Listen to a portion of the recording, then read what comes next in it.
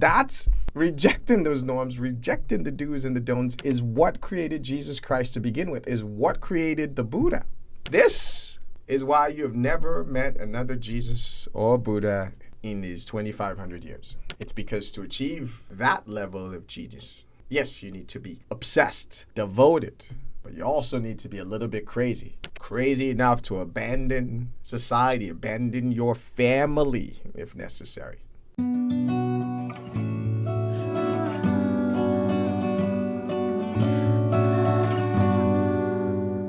2,500 years ago, there was a man named Siddhartha Gautama. He was devout. He spent years meditating and fasting and depriving himself and reciting all the rituals, and hung out with the Aztecs and copied what they did and followed everything to a T because he was bound and determined to be enlightened. What did he get at the end of all of this time doing all of this? Emaciation. He was hungry and he was thin to his bones, and he was no closer to finding what he was looking for. So he abandoned his family, everything, and decided he was going to go find it his own way. A true rebel. He sat under the tree and he says, though my bones may brittle until they break, I will sit under this tree until I find enlightenment. So he is a serious man, and he does. That man became the Buddha, a man we all quote and misquote every day. And so what did the people do after his death?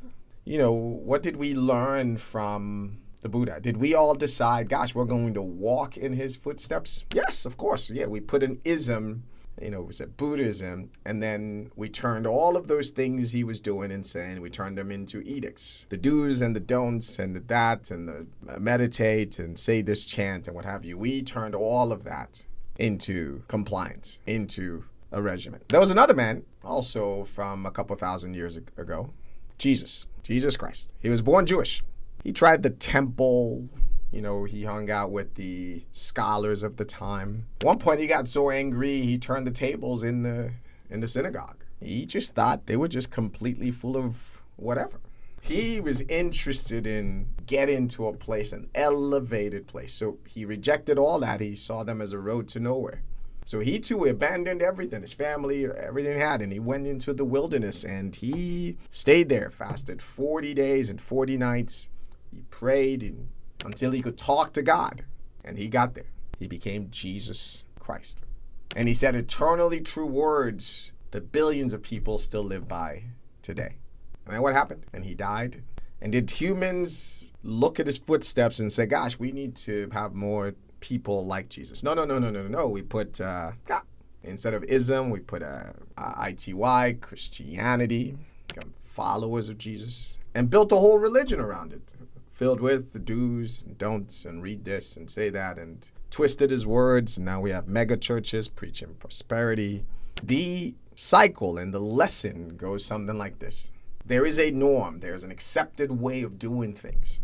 In this case, we're in the religious and maybe philosophical realm. There are norms. There were norms for the Siddhartha, and there was norms for Jesus.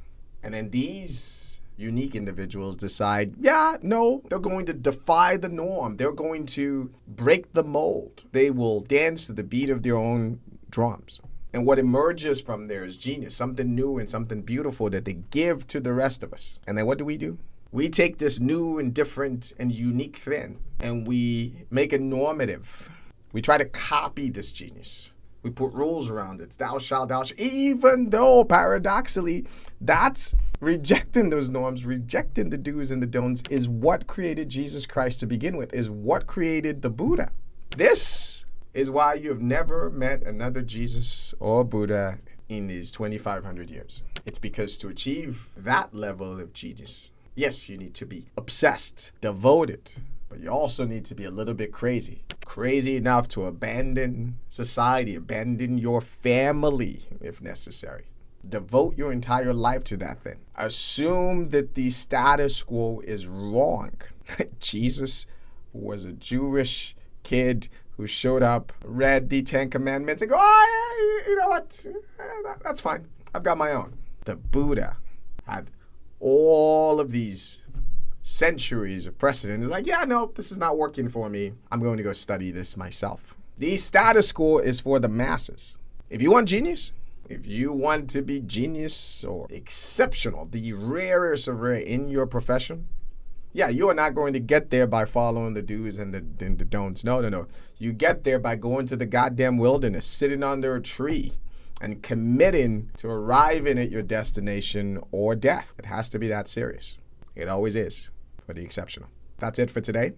Please, as always, thoughts and criticisms are always welcome. Please take care of yourself, and if you can, each other.